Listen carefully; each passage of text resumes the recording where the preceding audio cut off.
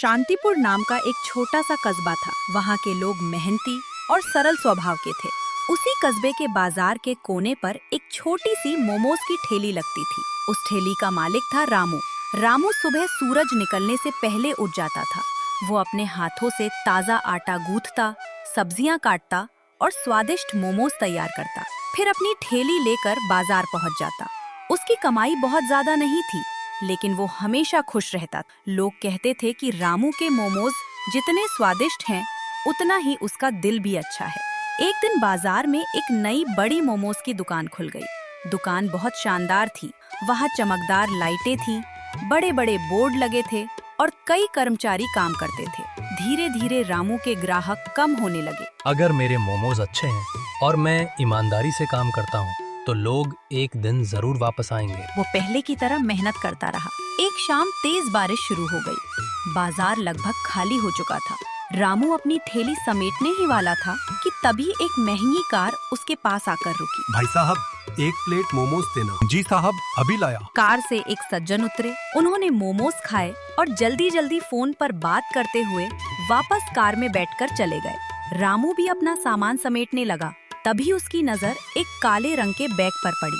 Bag उसी जगह रखा था जहां वो व्यक्ति खड़ा था। अरे, ये बैग किसका रह गया? रामू ने बैग उठाया और इधर उधर देखा, लेकिन वहाँ कोई नहीं था। जब उसने बैग खोला तो उसकी आंखें हैरानी से बड़ी हो गई। बैग में नोटों की गड्डियां भरी हुई थी, साथ ही कुछ महत्वपूर्ण कागजात भी रखे थे। रामू कुछ देर के लिए चुप हो गया। उसके मन में कई विचार आने लगे। उसकी ठेली पुरानी हो चुकी थी, घर की हालत भी अच्छी नहीं थी। अगर वह चाहे तो उस पैसे से अपनी जिंदगी बदल सकता था। नहीं, ये पैसा मेरा नहीं है। मुझे ये उसके असली मालिक को लौटाना होगा। रामू बैग लेकर पास के पुलिस स्टेशन पहुंच गया। उसने पूरी बात पुलिस को बता दी। बहुत अच्छा किया रामू, हम इस बैग के मालिक को ढूंढने की कोशिश करेंगे। पुलिस वालों ने बैग जमा कर लिया। अगले दिन पूरे शहर में बैग मिलने की खबर फैल गई। कुछ ही घंटों बाद एक बड़े व्यापारी पुलिस स्टेशन पहुंचे। उनका नाम मोहन लाल था। सर, मेरा एक बैग खो गया है। उसमें जरूरी कागजात और पैसे थे। पहले उसकी पहचान बताइए। पुलिस ने पहचान की जांच की। सारी जानकारी सही निकली। जी, यही है आपका बैग। जब व्यापारी को बैग वापस मिला तो उनकी खुशी का ठिकाना नहीं रहा। धन्यवाद,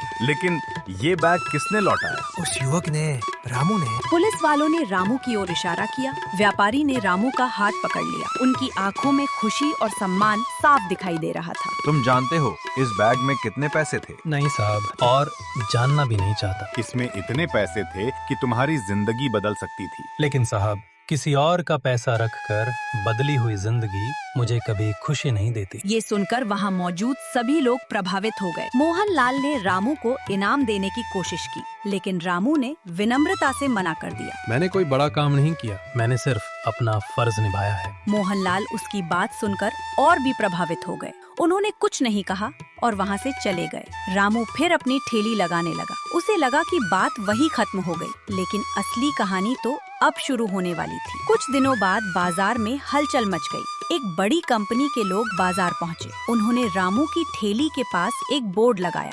रामू हैरान होकर देखने लगा। बोर्ड पर लिखा था, इस शहर के सबसे ईमानदार मोमोज वाले का स्वागत है।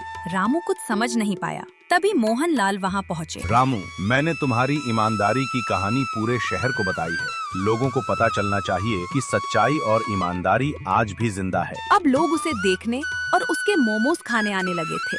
धीरे धीरे रामू की ठेली पर लंबी लाइन लगने लगी। जो ग्राहक पहले बड़ी दुकान में जाते थे, वे भी वापस आने लगे। हमें ऐसे इंसान का बनाया खाना खाना पसंद है जो दिल से सच्चा हो। रामू के मोमोज में स्वाद भी है और ईमानदारी भी। रामू की कमाई बढ़ने लगी, लेकिन उसके व्यवहार में कोई बदलाव नहीं आया। वो पहले की तरह विनम्र और मेहनती बना रहा। एक दिन मोहन लाल फिर उसके पास आए। रामू, मैं तुम्हारे लिए कुछ करना चाहता हूँ। साहब, आपने पहले ही बहुत कुछ कर दिया है। मोहन लाल मुस्कुराए। मैं तुम्हें दान नहीं दे रहा, मैं तुम्हारे साथ साझेदारी करना चाहता हूँ। रामू हैरान रह गया। मोहन लाल ने शहर में एक छोटी दुकान किराए पर दिलवाई, साथ ही जरूरी सामान भी उपलब्ध कराया। तुम मेहनत करो, बाकी चिंता मत करो। साहब, मैं आपका ये एहसान कभी नहीं भूलूंगा। ये एहसान नहीं है रामू, ये तुम्हारी ईमानदारी का सम्मान है। कुछ महीनों के भीतर रामू की नई मोमोज की दुकान पूरे शहर में मशहूर हो गई। लोग दूर दूर से उसके मोमोज खाने आने लगे। उसकी दुकान पर हमेशा भीड़ रहती थी, लेकिन रामू ने अपनी पुरानी ठेली को कभी नहीं हटाया।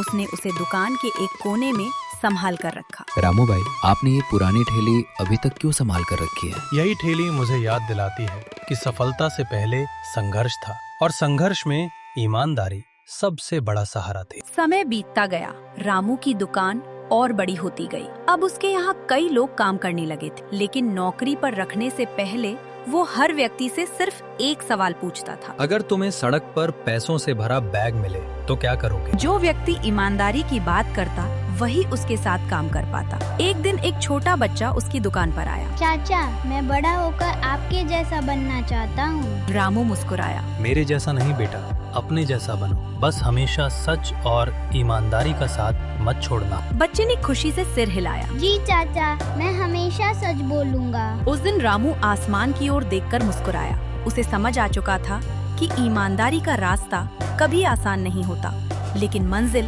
हमेशा खूबसूरत होती है।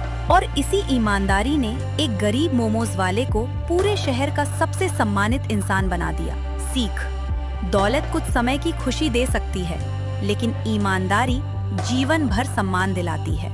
जो व्यक्ति सच्चाई का साथ नहीं छोड़ता, सफलता एक दिन उसके कदम जरूर चूमती है।